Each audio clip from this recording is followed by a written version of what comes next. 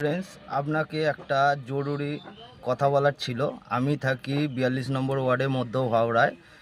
তো ওই বিষয়ে একটু কথা বলার ছিল, আপনারা একটু ভালো করে দেখবেন।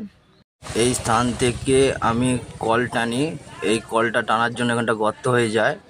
আমার পেছনে লাগে যে এই গর্তটা বোঝবার জন্য, কিন্তু এই ড্রেনের মধ্যে দেখতে পাচ্ছেন এত ময়লা ফয়লা, এগুলো তার হুঁসে যাচ্ছে না বা তার চোখে পড়ছে না।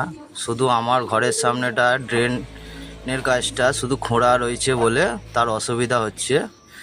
এমনি তার কোনো পেছনে লাগা হয় না, সে লোকের কাছে জোর জবরদস্তি পেছনে লাগে যদি কোনো কাটমানি পাওয়া যায় কি না, কিন্তু আমি কোনো রকম কাটমানি দিইনি। দেখতে পাচ্ছেন রাস্তাগুলো প্রচুর খারাপ, এগুলো তাদের নজরে পড়ছে না। ইনি থাকেন বাইরে, হচ্ছেন আমাদের ওয়ার্ডের মধ্যে 42 নম্বর ওয়ার্ডে থাকেন। ওর নাম হচ্ছে কাঞ্চন। উনি একটা কাজ করেন, খুব খারাপ কাজ করেন। আমাদের এখানে যে হাইড্রেন রয়েছে, একটু দেখাবার চেষ্টা করব।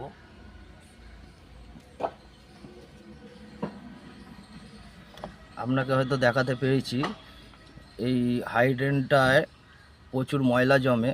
তো রাত্রিবেলা 10টা বা 10:30 নাগাদ উনি এসেন, এখানে ময়লা ফেলে যান। তো ওইটা উনি উচিত করেন? আমার কাঞ্চনদার কাছে এইটাই জিজ্ঞেস করার ছিল যে ওইটা উনি উচিত করেন, আমারটা এটা উচিত নয়।